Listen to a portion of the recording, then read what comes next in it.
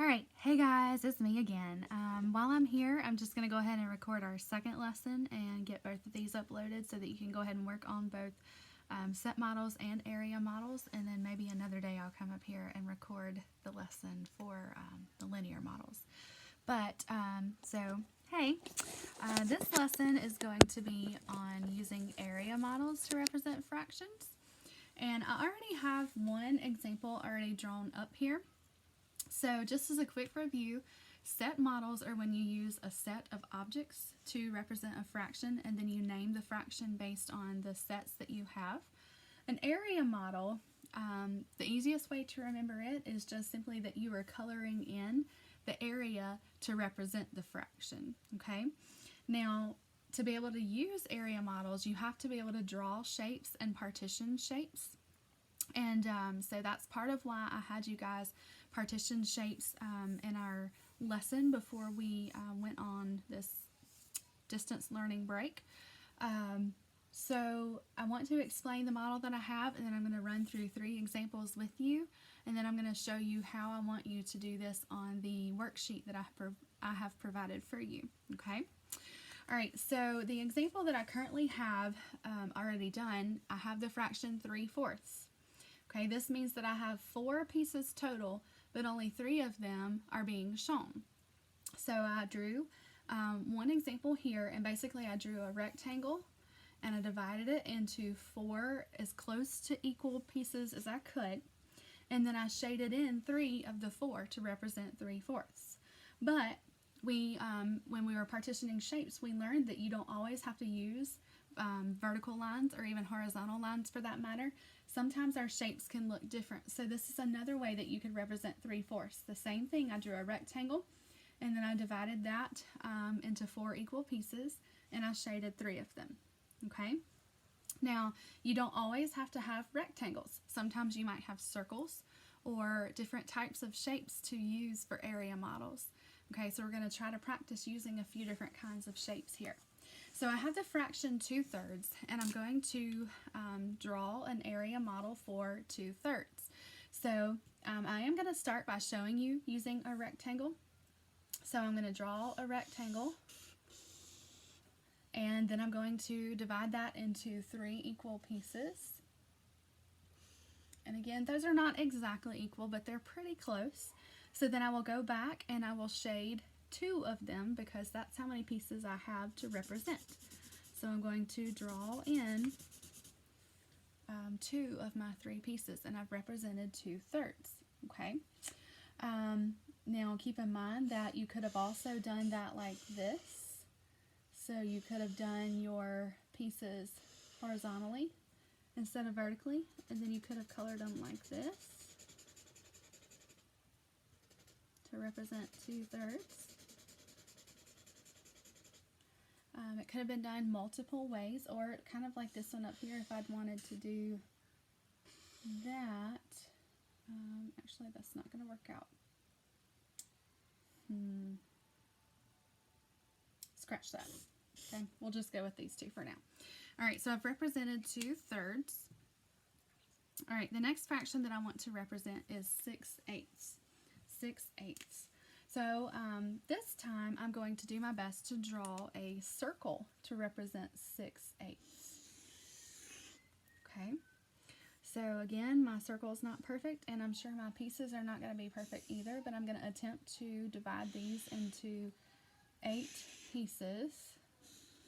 Yeah, my picture's really off, exactly not equal. Obviously this piece is bigger than all of them. But now I'm going to go back through, and I'm going to show you that I have 8 pieces, so that would be 1, 2, 3, 4, 5, 6, 7, 8. And now I'm going to go back through and show you 6/8 by coloring in 6 of them. So that's 1, 2, 3, 4, 5, 6. Okay, so I've colored in 6 out of 8 pieces. And I did that using a circle. I could have also done a rectangle, and I could have done 8 pieces. There's 4. And then I could have shaded in 6 of them. 2, 3, 4, 5, 6. So it could be done just like that. Okay. All right, so next I'm going to represent 4/5. 4/5.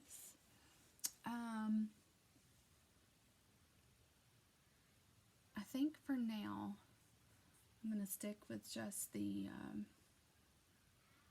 circle and rectangle. You could also use a square. We did rhombuses and things like that on our partitioning shapes, but for right now I'm going to try to keep it simple. So for 4/5, I am going to show you how to do that with a circle, and then just like I did here, I'm going to show you how to do that with a rectangle. Remember, when we want to divide our 4/5, then we are going to make our person, okay? So we're going to dot in the center. We're going to give the person a neck. We're going to give the person some arms, and then we're going to give the person some legs.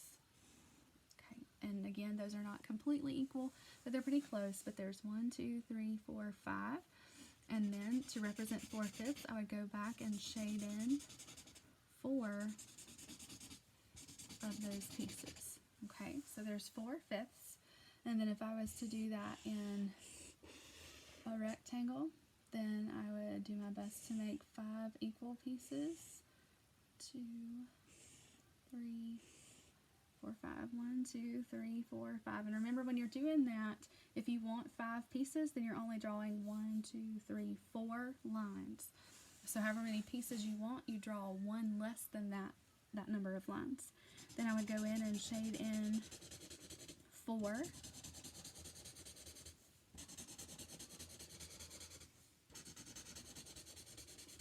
And that is how I could show 4/5. Okay. All right, so I'm going to flip the page, and we are going to look at an example of what you would do for the practice page that I have given you. Okay. So if I have 7/9 is the fraction that I have here, and I'm going to represent 7/9 with an area model. But then remember, the second part is to show that fraction in an equation using unit fractions. So I'm going to show 7/9 in a rectangle. I know that if I have 3 sets of 3, then that's going to give me 9. So first I'm going to divide this rectangle into thirds. Okay, so then I'm going to put 3 pieces here, 3 pieces here, and 3 pieces here, and that would give me 9 pieces altogether. So there's 3 pieces. 3 pieces, and again, I'm only drawing 2 lines to make the 3 pieces, so 1 less than 3 would be 2. So double check. 1, 2, 3, 4, 5, 6, 7, 8, 9. I do have 9 pieces. And then to represent 7/9, I would go in and shade 7 of them. 2, 3, 4, 5, 6, 7. So I have represented 7/9 using an area model. Now I'm going to take 7/9 and I'm going to represent that in an equation that uses unit fractions. Remember, unit fractions have a numerator of 1. So then I'm going to use my numerator of 1, and again, that denominator stays the same every single time. So that's going to be 1/9 plus 1/9 plus 1/9 plus 1/9 plus 1/9. All right, now I'm going to stop and see how far I need to go. So that's 1, 2, 3, 4, 5. That means I need 2 more. And now I should have 7 1/9 pieces. 1, 2, 3, 4, 5, 6, 7. So I have 7 1/9 pieces that give me 7/9 total. Okay? So it takes 7 unit fractions in this particular one to represent that total fraction of 7/9. Okay?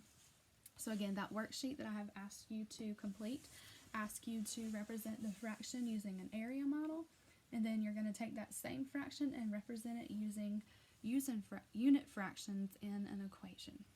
Okay? If you have any questions, let me know. This is pretty simple, but there again, I know it's brand new to you. So again, if you have any questions, just feel free to ask, okay? Bye.